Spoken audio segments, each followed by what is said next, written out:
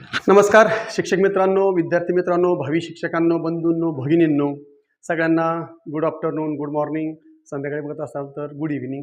आणि आजच्या आपल्या तासिकेला म्हणजेच जिचं नाव आहे इंग्लिश ग्रामर किंवा स्पीच, पार्ट ऑफ स्पीच, शब्दांच्या ज्या काही जाती आहेत त्या जातीमध्ये आपण या ठिकाणी अविकारी शब्द बघत आहोत. अविकारीमधली ही आपली शेवटची तासिका असणार आहे, कारण यामध्ये आपण कंजक्शन आणि दुसरा जो शेवटचा प्रकार आहे तो पण बघणार आहोत. तर सुरुवात आपण कंजक्शन करत आहोत. तर सुरू करूया आपल्या आजच्या तासिकेला, जिचं नाव आहे कंजंक्शन. कंजंक्शनचा अर्थ होतो उभयान्वयी अव्यय. कंजंक्शन म्हणजे काय? उभयान्वयी अव्यय. त्याची डेफिनेशन बघूया आपण. काय सांगते डेफिनेशन? तर डेफिनेशन आहे a conjunction is a word use to join words, phrases और सेंटेन्सेस.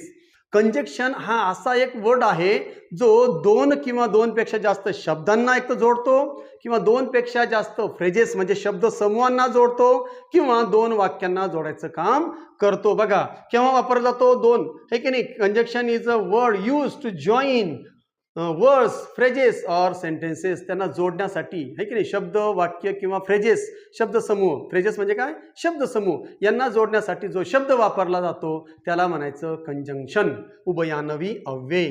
चला, त्याचं आपण मराठीमध्ये पण बघितलेलं आहे. आता ते कोणकोणते शब्द असतात जे कंजंक्शन म्हणून काम करतात? सर्व प्रकारचे शब्द आपण बघूया जे इंग्रजीमध्ये कंजंक्शनचं काम करतात, उभयान्वयी अव्ययाचं काम करतात. अँड, त्यानंतर or, nor, so, but, yet, for, because, if, although, since. although म्हणजे असे असले तरी, है की नाही? since, unless, that, either or, neither nor, not only but also. हे सर्वच्या सर्व या ठिकाणी कंजंक्शन म्हणून इंग्रजीमध्ये काम करतात. आता या ठिकाणी आपण त्याचे प्रकार बघूया. Types of conjunction. या ठिकाणी उभयान्वयी अव्यय त्याचे सुद्धा काही प्रकार पडतात, ते बघूया. पहिला आहे कोऑर्डिनेटिंग कंजंक्शन. समान दर्जाचे किंवा वाक्य जोडण्यासाठी या ठिकाणी वापरलं जातं. म्हणजे ज्या दोन शब्द आहेत दोन्ही तुल्यबळ असले पाहिजेत, है की नाही? समान दर्जा, सगळ्यात महत्वाचं काय? समान दर्जा, है की नाही? Father and mother, okay. Ramesh and Suresh, बघा सुरेश रमेश दोन्ही या ठिकाणी मुलं आहेत, दोघांचा दर्जा समान आहे. समान दर्जाचे शब्द किंवा समान दर्जाचे वाक्य जोडण्यासाठी या ठिकाणी कोऑर्डिनेटिंग कंजंक्शन वापरलं जातं. तर त्यामध्ये कोणकोणते कंजंक्शन येतात? And, but, or, so, yet, for आणि नॉर. हे कंजंक्शन वापरून हा प्रकार या ठिकाणी आपण वापर करतो. तर एक वाक्य बघूया. 4 and 4 make 8. 4 आणि 4 मिळून 8 होतात. 4 आणि 4 किती होतात? 8. 4 आणि 4 8 बनतात असं आपण म्हणायला हरकत नाही. तर या ठिकाणी 4 आणि 4 या दोघांना जोडण्याचं काम या ठिकाणी अँड या कंजंक्शननं केलेलं आहे. पुढचं बघा. शी इज पुअर बट ऑनेस्ट. बघा पुअर आणि ऑनेस्ट दोन या ठिकाणी समान दर्जाचे शब्द जोडण्याचं काम केलेलं आहे. शी इज पुअर बट ऑनेस्ट. ती गरीब आहे परंतु प्रामाणिक आहे. तर अशा प्रकारे या ठिकाणी अँड आणि बट हे दोन आहेत कोऑर्डिनेटिंग कंजंक्शन. म्हणजेच काय? या ठिकाणी हे उभयान्वयी अव्यय म्हणून ओळखले जातात. दुसरा प्रकार आहे सब ऑर्डिनेटिंग कंजंक्शन. तर या ठिकाणी त्याचाच उपप्रकार आहे. एक मुख्य असतं वाक्य आणि दुसरं असतं त्यावर अवलंबून असणारं दुसरं वाक्य असतं. म्हणजे त्या वाक्यामध्ये पहिलं वाक्य जे असतं किंवा एक वाक्य जे असतं ते मुख्य असतं आणि दुसरं वाक्य जे जोडलं जातं कंजंक्शननं ते उपवाक्य म्हणूया आपण, किंवा त्या पहिल्या वाक्यावरच अवलंबून ते दुसरं वाक्य असतं. अशा प्रकारे एक मुख्य वाक्य आणि त्यावर अवलंबून दुसरे वाक्य जोडण्यासाठी जे शब्द वापरले जातात, जे वर्ड वापरले जातात ते असतात कंजंक्शन. पण कोणते? सब ऑर्डिनेटिंग कंजंक्शन. तर त्याच्यामध्ये कोणकोणते शब्द येऊ शकतात? Because, if, although, since, unless आणि दॅट. पुन्हा एकदा बघा. Because, if, although, since, unless आणि दॅट या शब्दांचा वापर अशा प्रकारे एक मुख्य वाक्य आणि दुसरं त्या मुख्य वाक्यावर अवलंबून असणारे वाक्य जोडण्यासाठी या शब्दांचा वापर केला जातो. त्याचे वाक्य बघूया आपण. I am happy. मी आनंदी आहे. बघा, I am happy because my brother win the cup. मी आनंदी आहे. का आनंदी आहे? म्हणजे पहिल्या वाक्याशीच दुसरं वाक्य जोडलेलं आहे. म्हणजे त्याचा आनंदी असण्याचं कारण काय आहे? माझ्या भावानं त्या ठिकाणी ट्रॉफी किंवा कप जिंकलेला आहे म्हणून मी आनंदी आहे. आय एम हॅपी हे मुख्य वाक्य. आय एम हॅपी बिकॉज, कारण माझ्या भावानं त्या ठिकाणी कप जिंकलेला आहे. तर अशा प्रकारे एक मुख्य वाक्य आणि त्याच्यावर आधारित दुसरं वाक्य, त्याच्यावर अवलंबून दुसरं वाक्य जोडण्यासाठी या ठिकाणी बिकॉज या शब्दाचा वापर केलेला आहे. त्यानंतर इफ, जर. इफ यू वर्क हार्ड, जर तू चांगलं काम करशील, बघा खूप मेहनत घेशील. इफ यू वर्क हार्ड, जर तू खूप मेहनत घेशील, यू विल पास, तर तू पास होशील. म्हणजे या ठिकाणी इफनं काय केलेलं आहे? पहिलं वाक्य आहे त्याला या ठिकाणी या वाक्याला जोडण्याचं काम केलेलं आहे. आता तुम्ही म्हणाले याला सेंटरला काल नाही. इफ शक्यतो वाक्याच्या सुरुवातीला घेतलं जातं, फक्त कॉमा दिला जातो. If you work hard you will pass.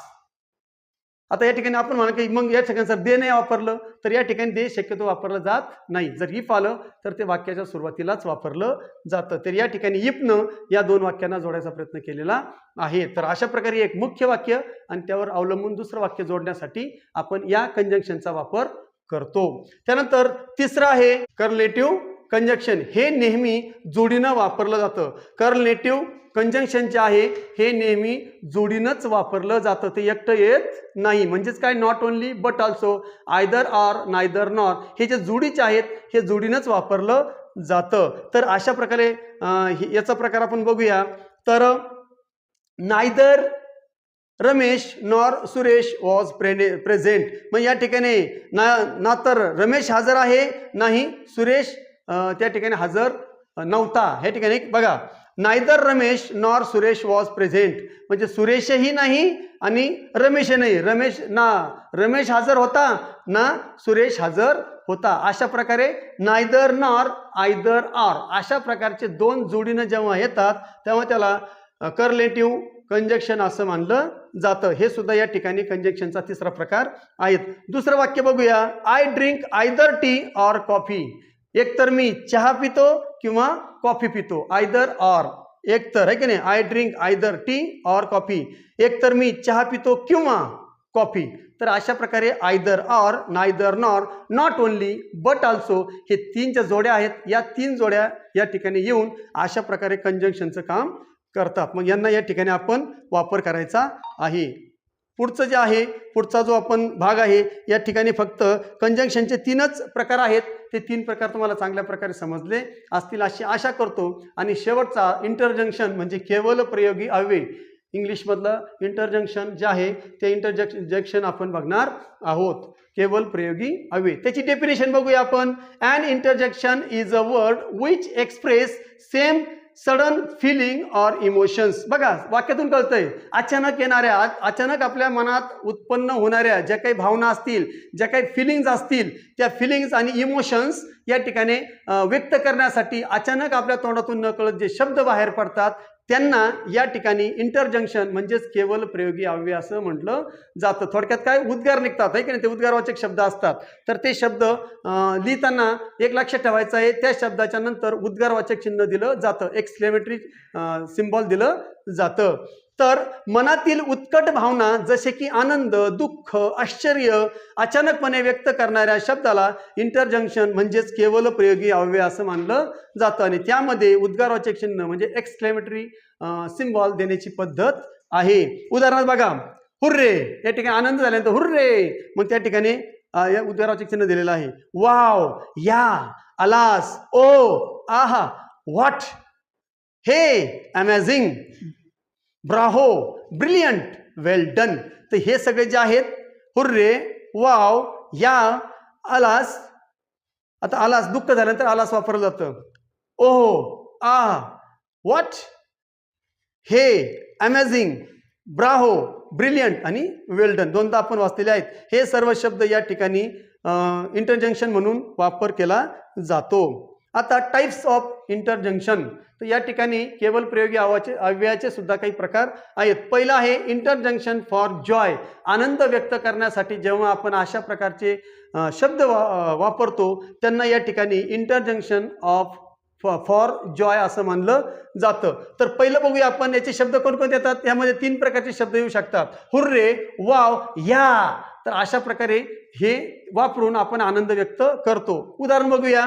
Hurray, we won the match. Hurray, we won the match. अरे आम्ही या ठिकाणी सामना जिंकलो. तर या ठिकाणी हुर्रे आणि काही आपण पॉज घेतो आणि नंतर म्हणतो वी ऑन द मॅच, आम्ही सामना जिंकलो, हुर्रे असं म्हणलं जातं. त्यानंतर वाव, बघा wow, what a beautiful place, what a beautiful scene, what a beautiful picture. तर अशा प्रकारे जेव्हा आपण अचानक बघतो आपल्याला खूप आनंद होतो, म्हणजे तो आनंद आश्चर्याचा आनंद असतो. तर त्यावेळी वाव, हुर्रे अशा प्रकारचे जे काही शब्द आहेत किंवा या अशा प्रकारचे जे उद्गारवाचक शब्द आहे आपल्या तोंडातून बाहेर पडतात. हे सर्व इंटरजंक्शन फॉर जॉय मानले जातात. त्यानंतर इंटरजंक्शन फॉर सॅरो, दुःखासाठी. जसं वर आनंद व्यक्त करण्यासाठी तसं या ठिकाणी सॅरो, दुःख व्यक्त करण्यासाठी. जेव्हा आपल्याला दुःख होतं मग दुःख किंवा शोक प्रकट करण्यासाठी जे आपण इंटरजंक्शन वापरतो ते सर्व इंटरजंक्शन फॉर सॅरो असतात. उदाहरणार्थ अलास, ओ, है की नाही, असं म्हणलं जातं. Alas, she fail in the examination. Alas, ती या ठिकाणी कशामध्ये, ती परीक्षेमध्ये ती नापास झाली. तर या ठिकाणी जेव्हा असं दुःख होतं तर अरे, है की नाही, अलास, अरे अरे रे, ती परीक्षेमध्ये नापास झाली हे दाखवण्यासाठी या ठिकाणी दुःख व्यक्त करण्यासाठी अलास हा इंग्रजीमध्ये इंटरजंक्शन म्हणून वापरला जातो. ओह, आय लॉस्ट माय पेन. ओह, है की नाही, बोलताना सुद्धा चेहऱ्यावर दुःख असतं. ओ, आय लॉस्ट माय पेन, मी माझा पेन गमावला, मी माझा पेन हरवला. तर अशा प्रकारे दुःख व्यक्त करण्यासाठी सुद्धा इंटरजंक्शन वापरतात. त्याला म्हणायचं इंटरजंक्शन ऑफ सॅरो. पुढचा आहे, तिसरा प्रकार आहे तो आहे इंटरजंक्शन फॉर सरप्राईज, आश्चर्य. जेव्हा आपल्याला एखादी गोष्ट पण आश्चर्य होतं, नवल वाटतं, तेव्हा त्या ठिकाणी नवल व्यक्त करण्यासाठी किंवा आश्चर्य व्यक्त करण्यासाठी या ठिकाणी सुद्धा आपण जे इंटरजंक्शन वापरतो ते असतात interjection for surprise. For example, what, what, oh, hey, amazing. तर अशा प्रकारे हे अशा प्रकारचे शब्द आपण आश्चर्य व्यक्त करतो. What, is it true, what, काय, खरं आहे.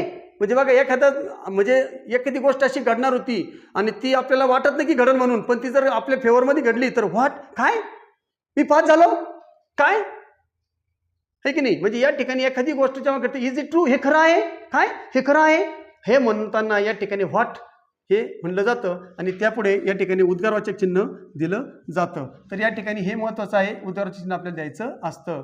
आणि शेवटी प्रश्न विचारलेला आहे म्हणून या ठिकाणी क्वेश्चन मार्क आहे. त्याच्यानंतर अमेझिंग, यू डिड इट. अरे वा, खूप खूप अभिनंदन, तू या ठिकाणी काय केलेलं आहे, यू डिड इट, तू ते केलंस, तू ते करून दाखवलंस. तर या ठिकाणी अमेझिंग, खूप छान, यू डिड इट. तर अशा प्रकारे अमेझिंग, व्हॉट, हो, हे.